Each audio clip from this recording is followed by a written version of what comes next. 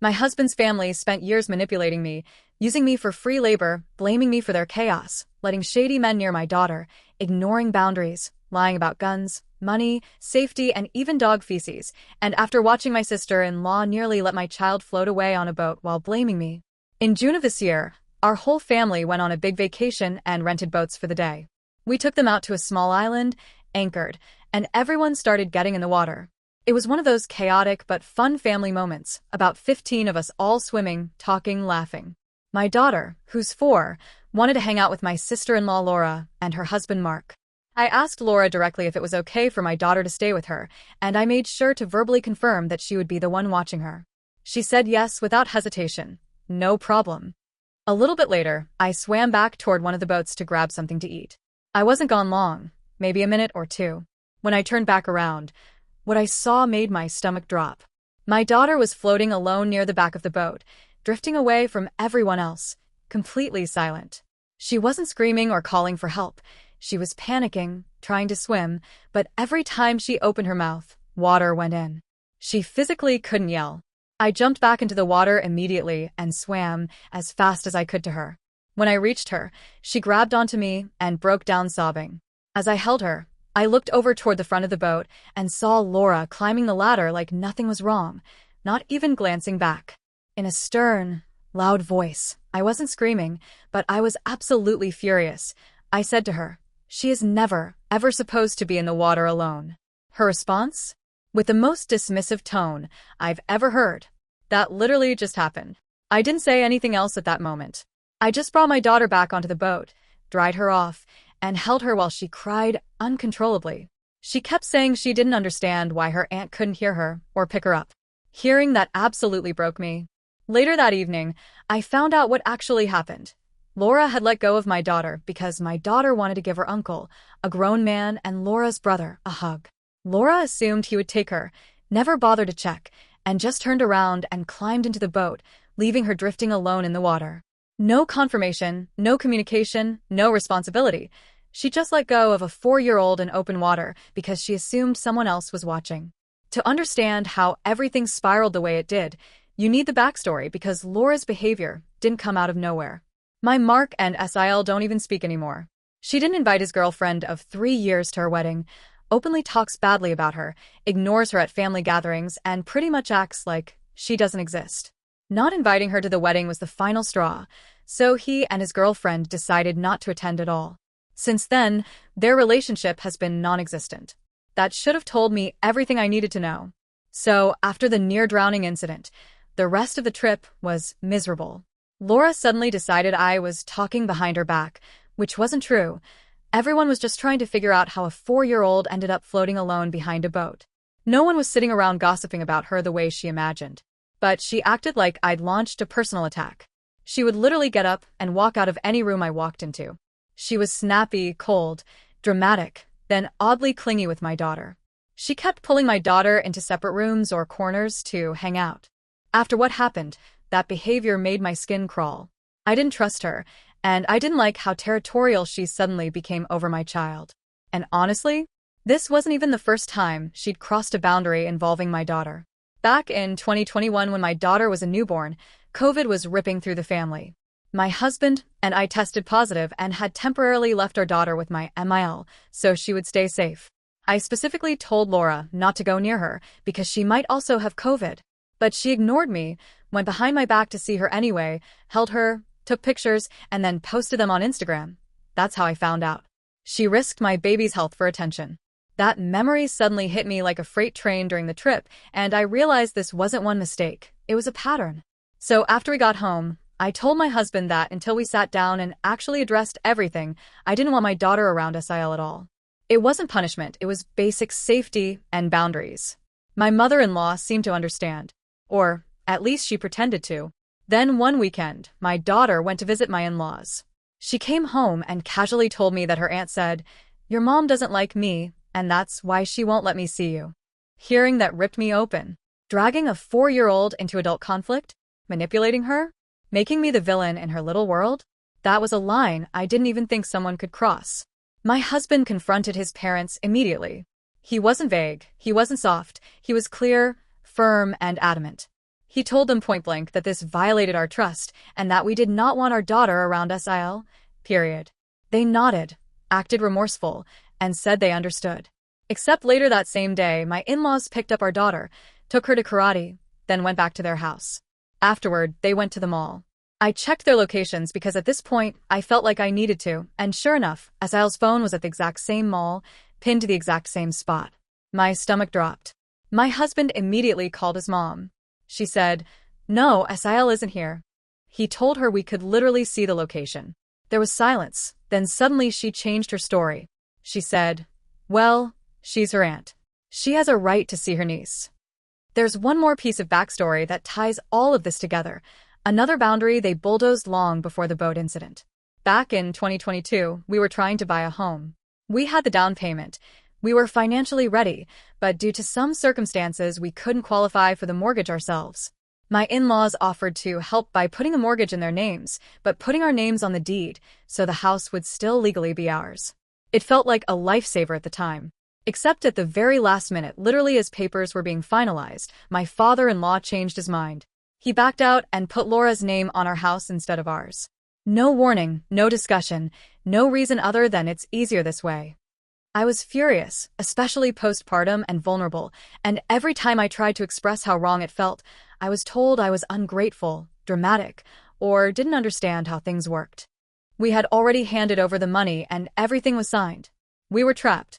So after the final straw with Laura and in-laws, I realized the only way to protect my daughter was to physically remove us from their reach. I packed our lives, our business, and my pregnant self and moved 3 hours away to my childhood home. It was empty, rough around the edges, but it was ours, and most importantly, it was safe. My in-laws, meanwhile, immediately took over the house we had been living in. And when I say took over, I mean they acted like they were reclaiming property from squatters. It was a brand new construction from 2022, barely lived in, and they tore it apart. They ripped out the brand new wood floors because they wanted a different color. They claimed the backsplash wasn't perfectly level, so they removed it and reinstalled the exact same one. They ripped out the custom built-ins we'd added. They repainted the exterior. They re-epoxied the garage floors because there were scratches from use. They even tore out all the landscaping, which was professionally installed tropical greenery, because they said it looked like a jungle. Then they called my sister, my brother, and even my mom to rant about how they were going to K***LS over how much money they were spending to fix our mess. They went to MY Family to complain about a house they legally blocked us out of, while taking our down payment and treating us like we had ruined their investment. I was pregnant through all of this. I am still pregnant, due in February.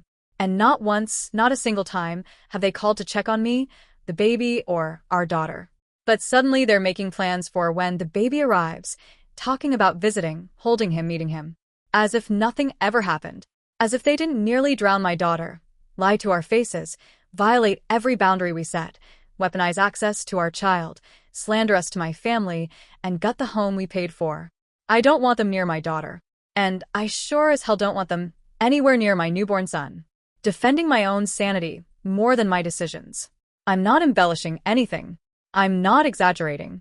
This is exactly how everything unfolded. 2019. My husband and I got engaged and moved into our first place together. That year we also traveled to Argentina and Brazil to meet each other's extended families. Everything felt warm and connected. Our families blended easily. I'm a teacher, and his sister was still in high school then, so she got her volunteer service hours by helping me in my classroom. We had constant BBQs, birthdays, holidays. Our families were intertwined in that easy, hopeful way you hope they'll be when you're young and planning a future. This was also the first time the home buying fiasco happened. My husband had won a lawsuit and received a large settlement. We wanted to buy a house, but because he had just started a job and I was a low-salary teacher, we didn't qualify for a mortgage. My in-laws said they'd help by putting the mortgage in their name, with the agreement that my husband and I would be on the deed. That was the deal. But when it came time to sign, things changed. Quietly. Without a real explanation. Suddenly, we weren't on the deed at all. My MIL claimed it was because she had too much debt and had to use the money we gave her to pay off her 401k loan, and because she used her 401k to purchase the house. Legally, she couldn't put our names on the deed. At the time, before all the later disasters, we believed her. June 2020. We got married in a small ceremony at home. COVID shut everything down, and my husband ended up losing his job when the restaurant he was doing accounting for closed permanently. He found a remote accounting job a few months later, but it was still stressful, and we were newly married, juggling finances, and dealing with the world being upside down. September 2020. I found out I was pregnant with our daughter after trying for a couple months. It felt like a light in the chaos. December 2020. I ended up quitting teaching. I loved it, but the pay was terrible, and I was burnt-out, pregnant, exhausted. We used some of the savings my husband had and bought a food truck shell. I built that thing from the ground up with my father-in-law's help. End of May 2021. My daughter was born. Everything changed. October 2021. My in-laws suddenly announced they were selling the house. No warning, no discussion. Just a blunt declaration from my father-in-law that he'd received a calling through Umbanda that something bad was going to happen on the property, and it had to be sold immediately. My daughter was barely 5 months old. We thought it was ridiculous, honestly, but what could we do? It wasn't legally our house, even though we were the ones living there and paying for everything. We left for a 2-week vacation, and while we were gone, the entire move happened without us. They sold the house to the next-door neighbor, a fast cash offer, put all our belongings in storage, and signed a lease for a rental they picked without our input. They said they were immediately buying another property. We told them plainly, "We don't want another house, just give us the down payment back." Suddenly, that was impossible. They claimed they'd tied too much money into the property, and that if they didn't roll it into another purchase, they'd owe a ton of taxes. I didn't understand the details, but I knew one thing. They never intended to give us control. December 2021. We all got COVID. Laura, Mark, my brother, my husband, and me. We panicked about my daughter being exposed, so we let her stay with my in-laws during the incubation period. That was the first time I felt true dread. My mother-in-law let Laura sneak around me to see my daughter despite my explicitly saying no. That betrayal created the first real fissure. I told my husband I didn't want our names attached to any house his parents handled.